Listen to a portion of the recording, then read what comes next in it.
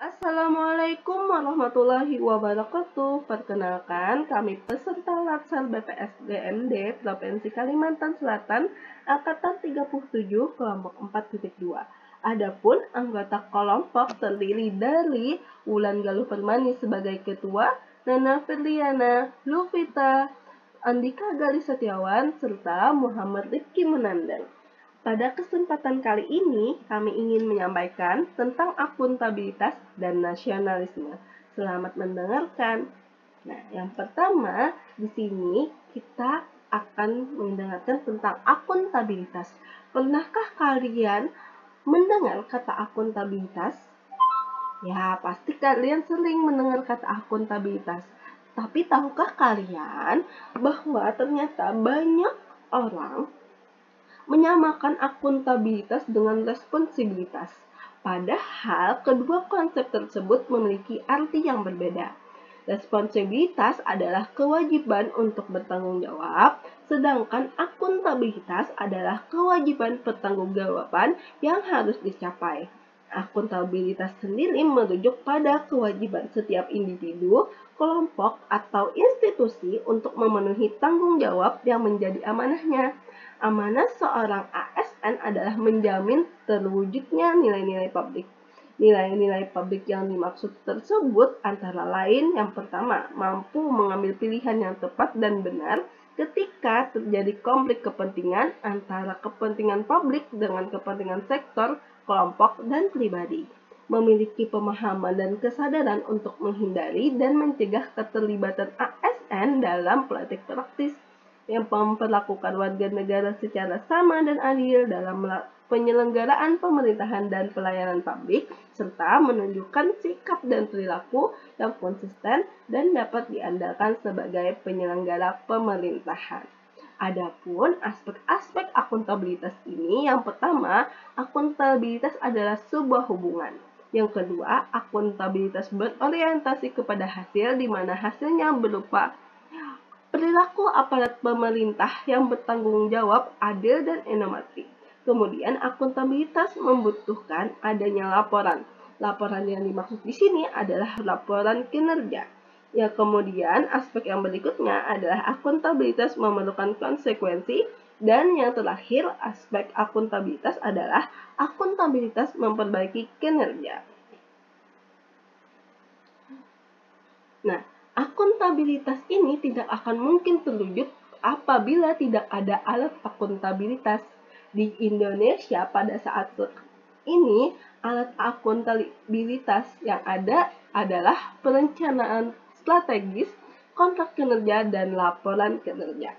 Nah, dalam menciptakan lingkungan kinerja yang akuntabel, ini diperlukan yang pertama kepemimpinan, yang kedua integritas, yang ketiga keadilan, yang keempat transparansi, yang kelima tanggung jawab, yang keenam kepercayaan, yang ketujuh keseimbangan, yang kedelapan kejelasan, dan yang terakhir konsistensi.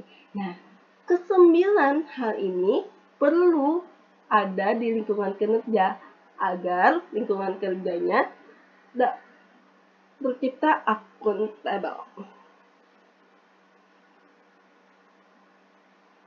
Adapun langkah-langkah yang harus dilakukan dalam membuat framework akuntabilitas di lingkungan kerja ASN, yaitu yang pertama, tentukan tanggung jawab dan tujuan. Yang kedua, rencanakan apa yang akan dilakukan untuk mencapai tujuan. Yang ketiga, lakukan implementasi dan monitoring kemajuan. Yang keempat, berikan laporan secara lengkap serta berikan evaluasi dan masukan perbaikan. Nah, sekarang itu dari tentang lingkungan kerja. Sekarang bagaimana ASN yang akuntabel? ASN yang akuntabel adalah ASN yang mampu mengambil pilihan yang tepat ketika terjadi konflik kepentingan, tidak terlibat dalam politik praktis, melayani warga secara adil, dan konsisten dalam menjalankan tugas dan fungsinya. Dan dalam pengambilan keputusan sendiri, seorang ASN harus mengambil keputusan secara akuntabel, di mana pengambilan keputusan secara akuntabel itu berarti dapat membuat keputusan dan tindakan yang tepat dan akurat. Terima kasih. Baik, selanjutnya saya akan menjelaskan tentang nasionalisme untuk aparatur sipil negara. Banyak cara untuk menumbuhkan semangat nasionalisme, mulai dari menyanyikan lagu-lagu nasional, sampai melihat pembukaan proklamasi secara langsung di Istana Negara. Namun, menunjukkan nilai nasionalisme tak semudah menumbuhkan semangatnya. Menunjukkan nilai nasionalisme harus didahului dengan pemahaman tentang nasionalisme itu sendiri.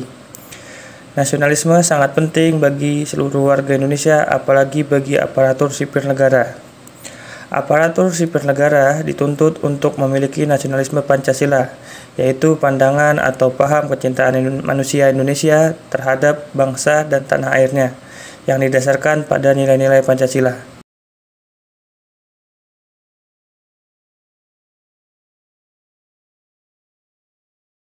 Nilai yang pertama adalah ketuhanan. Sebagai jati diri bangsa, pada nilai ini Indonesia adalah bangsa yang agamis.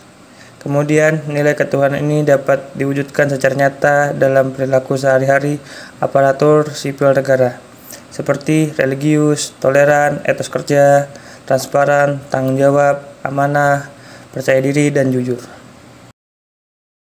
Nilai yang kedua adalah kemanusiaan. Sebagai jati diri bangsa, pada nilai ini Indonesia adalah bangsa yang menghormati hak asasi manusia. Hal tersebut dapat ditunjukkan dengan masyarakat yang berperilaku adil dan menghormati hak asasi orang lain.